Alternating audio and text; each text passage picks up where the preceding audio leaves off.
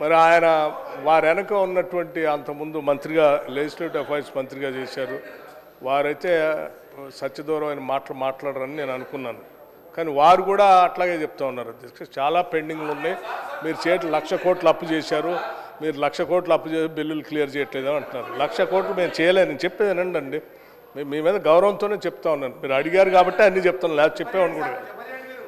1,00,000 కోట్లు మేము చేయలేదు అధ్యక్ష. మళ్ళీ ఒకసారి చెప్తా ఉన్నాను క్లియర్గా. 52,000 కోట్లు మాత్రమే ఈ ప్రభుత్వం అప్పు చేసింది. దాంట్లో 66,000 కోట్లు వీరు చేసిన అప్పు వడ్డీ కట్టడానికే తీర్చాము అధ్యక్ష. వీరు చేసిన అప్పుకి ప్రిన్సిపల్ అమౌంట్, వారు తీసుకొచ్చిన అప్పు ప్రిన్సిపల్ అమౌంట్కి ఆ వడ్డీకి కలిపి 66,000 కోట్లు మేము ఈ 10-11 నెలల్లో కట్టాము అధ్యక్ష. ఒకసారి ఆలోచన చేయండి. ఈ రాష్ట్ర విభజన జరిగినప్పుడు సంవత్సరం మొత్తానికి అప్పులు, ప్రిన్సిపల్ అమౌంట్, లేకపోతే ఇంట్రెస్ట్ అన్నీ కలిపి సంవత్సరం మొత్తానికి 6,400 కోట్లే ఎంత ఉండే కట్టడానికి. అటువంటిది ఈ 11 నెలల్లో ఈ 10 ఏళ్ళు వీళ్ళు పరిపాలన వలన సంవత్సరానికి 6,400 కోట్లు కట్టేదాన్ని మేము 66,000 కోట్లు బ్యాంకులు కట్టాల్సిన దుస్థితి తీసుకొచ్చారు అధ్యక్ష. వీళ్ళు మళ్ళీ ఇప్పుడు నీ సూత్రాలు మాట్లాడుతూ ఉన్నారు అధ్యక్ష. ఏం చేయాలా? ఇంకా ఇన్ని సత్యదూరమైన మాటలు మాట్లాడితే ఎట్లా? ఇంకో మాట చెప్తా ఉన్నారు అధ్యక్ష. చాలా బిల్లులు పెండింగ్ ఉన్నాయి. ఎస్, బిల్లులు ఎవరు పెండింగ్ పెట్టిపోయారు అధ్యక్ష? ఒకటా రెండా అధ్యక్ష?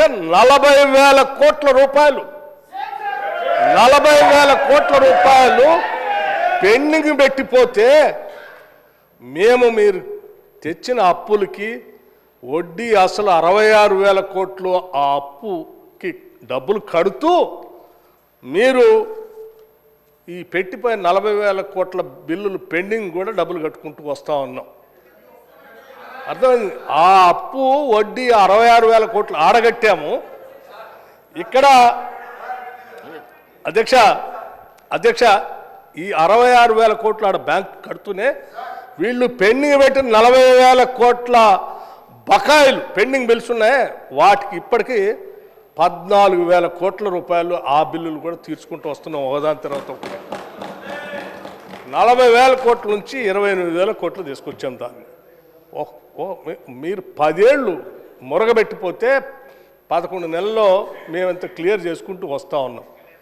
ఇది ఎవరైనా రాష్ట్ర ప్రయోజనాల గురించి ఆలోచన చేసేవాళ్ళు ఎవడైనా ఆలోచన చేస్తారు అధ్యక్ష. అట్లాగే అధ్యక్ష ఈ ఎఫ్ఆర్బిఎం వాటి గురించి అండి అధ్యక్ష. సివిల్ సప్లైస్ కూడా అధ్యక్ష చివరికి ప్రతి గింజ మేము డబ్బులు పెట్టుకుంటున్నాం అని చెప్పుకుంటూ వచ్చారు వీళ్ళు. అదే అధ్యక్ష, సివిల్ సప్లైస్ బకాయిలు కూడా 18,000 కోట్లు బకాయిలు పెట్టిపోయారు. పాపం మా మంత్రి గారు ఉత్తమ్ కుమార్ రెడ్డి గారు వచ్చిన దగ్గర నుంచి ఆ సివిల్ సప్లైస్లో బకాయిలు ఎట్లా తీర్చాలా, అక్కడ వీళ్ళు కనీసం బ్యాంక్ గ్యారంటీ కూడా లేకుండా తీసుకోకుండా కొన్ని వేల కోట్ల రూపాయల ప్రజలకు సంబంధించిన ప్యాడీని ఆడ ఆ మిల్లర్ల దగ్గర పెట్టిపోతే ఆడబడితే ఆడ పెట్టిపోయారు అధ్యక్ష. దాన్ని క్లియర్ చేయలేదు, అమ్మలేదు, లేకపోతే ఎఫ్సీఐకి లేదు, లేకపోతే ఆ డబ్బులు మళ్ళీ సివిల్ సప్లైస్ ద్వారా రియలైజ్ చేసి ఇవ్వలేదు. పాపం మా ఉత్తమ్ కుమార్ రెడ్డి గారు వచ్చిన దగ్గర నుంచి రోజువారీ దాని మీద కంటిన్యూస్గా రివ్యూ చేసుకుంటూ ఇప్పటికీ దాంట్లో రియలైజేషను ఆ బకాయిలు అక్కడి నుంచి ఇక్కడి నుంచి రావాల్సినవి 11,000 తీసుకొచ్చారు.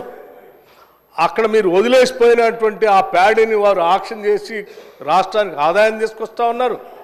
ఆ సివిల్ సప్లైస్ కూడా గాలికి వదిలేసిపోతే మీ వారిని దాన్ని ప్రక్షాళన చేసి స్ట్రీమ్లైన్ చేసి ఇవాళ ఈ రాష్ట్రంలో పండిన ప్రతి గింజని కొనటమే కాదు అధ్యక్ష, కొన్నదానికి 3 రోజుల్లోనే డబ్బులు ఇస్తూ ఉన్నారు వారు. ఎవరైనా ఇచ్చారా మీరు మీ జీవితంలో 10 ఏళ్లలో? ఏమనండి, కొనుగోలు చేస్తే అధ్యక్ష వాళ్ళు చెప్పిన లెక్కలు అదే కార్పొరేషన్స్ గురించి కూడా చెప్పారు వాళ్ళు. అందుకే అన్న అదే కార్పొరేషన్ ఎప్పుడైనా వాళ్ళ జీవితంలో 3 రోజుల్లో డబ్బులు ఇచ్చారు అధ్యక్ష. అరే పాపం వాళ్ళు కళ్ళాల్లో కొనుగోలు చేసి మిల్లు పోతే డబ్బులు రాక నెలల తరబడి తిరిగేటువంటి రోజులు మేము చూసాం. ఇవాళ కొనుగోలు చేయటం ఒకటే కాదు అధ్యక్ష, వాళ్ళ డబ్బులు ఇటమే కాదు, చివరికి సన్నాలకి క్వింటాకి 500 రూపాయలు ఇస్తా ఉన్నారు. ఆ 500 కూడా 3 రోజులు ఇస్తా ఉన్నారు. నాకు నిన్న అధ్యక్ష మా ఊరు నుంచి చిట్టిబాబు అని ఒక రైతు నాకు మెసేజ్ పెట్టాడు అధ్యక్ష, సార్ ఈ సివిల్ సప్లై శాఖ ద్వారా సన్నాలు అమ్ముకుంటే నాకు ఎకరానికి 15,000 రూపాయలు అదనంగా నాకు అకౌంట్ వచ్చిందని వారు మెసేజ్ పెట్టారు అధ్యక్ష. నిజంగా ఇటువంటి రైతులు ఈరోజు రాష్ట్ర వ్యాప్తంగా సన్నాలకి 500 రూపాయలు బోనస్ ఇస్తూ ఉంటే సివిల్ సప్లై శాఖ ద్వారా ఆనందపడుతూ ఉన్నారు. మీరేమో సివిల్ సప్లైస్ ద్వారా అప్పులు తీసుకొచ్చి బకాయిలు పెట్టి వాడి డబ్బులు ఇవ్వకుండా ఈరిలు డబ్బులు ఇవ్వకుండా ప్రభుత్వం మీద పెండింగ్ పెట్టిపోతుంది అధ్యక్ష. ఇంకోటి పాయింట్ ఆఫ్ ఆర్డర్ ఎందుకు?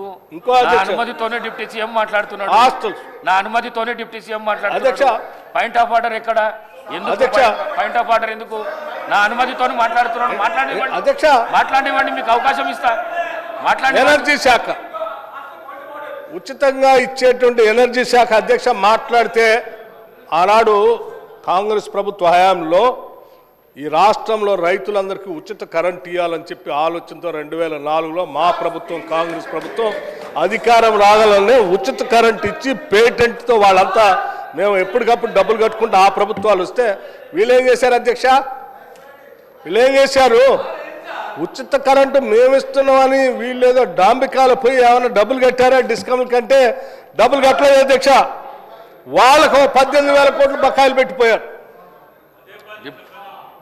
అసలు అధ్యక్ష ఏనండి, మేము చేస్తున్నాం ఈరోజు ప్రతి నెల టంచన్గా ఇప్పుడు 11,000 కోట్ల రూపాయలు డిస్కమ్లకి ఎనర్జీ శాఖ సంబంధించి రైతులకి ఇచ్చే సబ్సిడీ డబ్బులు మేము కట్టాం. అంతేకాదు ఉచితంగా మేము ఇచ్చాము. రైతులు పంట బండి ఉచితంగా యాడిచ్చారు? మీరు ఇచ్చారా? ఇవ్వటం అంటే మీరు డబ్బులు కడితే కదా ప్రభుత్వం నుంచి, ఇవ్వలేదు కదా ఉచితంగా. ఆ పెండింగ్ పెట్టి మా మీద పెట్టిపోయారు. వచ్చిన తర్వాత మళ్ళీ మేమే కట్టాం. అంటే మీ 10 ఏళ్ళు ఉచితంగా కరెంట్ అని చెప్పిన దాన్ని కూడా మేమే బిల్లులు కడతా ఉన్నాం. అంటే మేము ఇచ్చినట్టే అది కూడా. ఇవాళ కూడా మేము ప్రతి నెల వాళ్ళ డబ్బులు కడతా ఉన్నాం, ఎక్కడ పెండింగ్ ఉంచట్లేదు. అంతేకాదు అధ్యక్ష, రైతులతో పాటు ఉచితంగా 200 యూనిట్లు ఇస్తామని చెప్పి వాళ్ళకు కూడా ప్రతి నెల డబ్బులు కట్టుకుంటూ వెళ్ళిపోతా ఉన్నాం అధ్యక్ష. అదొక్కటే కాదు, ఇండస్ట్రీకి 3,000 కోట్లు బకాయిలు పెట్టిపోయారు. బకాయిలు అన్నారు కదా, నేను చెప్తా ఉన్నాను, మీరు ఇండస్ట్రీకి బకాయిలు పెట్టిపోయారు అధ్యక్ష. చివరికి విద్యార్థులు తినేటువంటి రెసిడెన్షియల్ స్కూల్స్ లో ఉన్న హాస్టల్ బిల్స్ కూడా అధ్యక్ష, భోజనాలు పెట్టేదానికి కూడా బకాయిలు పెట్టిపోయారు. డబ్బులు ఇవ్వలేదు. పోనీ ఏమన్నా డబ్బులు పెంచారు, అది భారమైంది ఇవ్వలేకపోయినట్టు అది కాదు అధ్యక్ష. 10 ఏళ్ళు రాష్ట్రంలో అన్ని రకాల ధరలు పెరిగినప్పుడు కూడా కాంట్రాక్టులకి వాళ్ళకి మాత్రం ప్రతి సంవత్సరం లెక్క కట్టి ఆ ఎస్కలేషన్ రేట్లు ఇచ్చారు అధ్యక్ష. కానీ మధ్యాహ్నం పూట పేదవాళ్ళు తినడానికి వచ్చేదాని లెక్కలు మాత్రం ఈ 10 ఏళ్ళు ఎప్పుడు లెక్కలు కట్టలే. ఆ ధరలకు అనుగుణంగా ఛార్జీలు పెంచుకొని వదిలిపోతే మీరు ఇచ్చినటువంటి ధరలకి సరైన సరుకులు రాక, ఆ డబ్బులు సరిపోగా, ఆ కాంట్రాక్టర్ ఏదో పెట్టాలి కాబట్టి ఇచ్చిన డబ్బులకు సరిపోయే కూరగాయలు లేక వదిలేసిన కూరగాయల్లో, పనికిరాని కోడిగుడ్లలో లేకపోతే ఆ బియ్యం ఇవి తీసుకొచ్చి వండి పెడితే ఆ దెబ్బకి వాళ్ళ పాప అనారోగ్యానికి గురైన పేద విద్యార్థులు ఇబ్బంది పడుతుంటే మేము ఆలోచన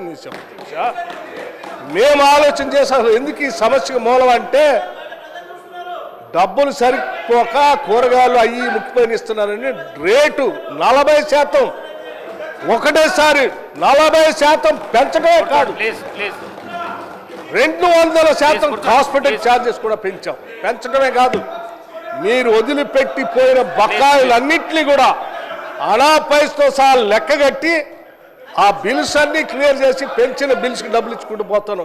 ఇది అధ్యక్ష మాకున్న నిబద్ధత. పెండింగ్ బిల్లులట వాళ్ళట చెప్తా ఉన్నారు. ఎట్లా అధ్యక్ష?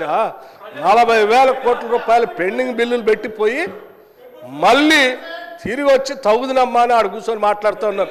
సరే, అది హరీష్ రావు గారు మాట్లాడారంటే ఐ కెన్ అండర్స్టాండ్. ఎందుకంటే వారికి ఎప్పుడు నిజం చెప్పే అలవాటు లేదు. వారు ఎప్పుడు అవాస్తవాలని సత్యదూరమైన మాటల్ని ప్రజల్ని రాజకీయం కోసమే అన్ని మాట్లాడతారు కాబట్టి సరే వారు రాజకీయ లబ్ధి కోసం మాట్లాడుతున్నారులే అనుకున్నా. లెజిస్లేటివ్ అఫైర్స్ మినిస్టర్గా పనిచేశారు అధ్యక్ష ప్రశాంత్ రెడ్డి గారు. వారు ఎప్పుడు అట్లా మాట్లాడరు, వారు కూడా మాట్లాడుతున్నారు. వారు వెనక కూర్చొని మీరు కూడా ఎందుకు అధ్యక్ష అట్లా తయారవుతారు?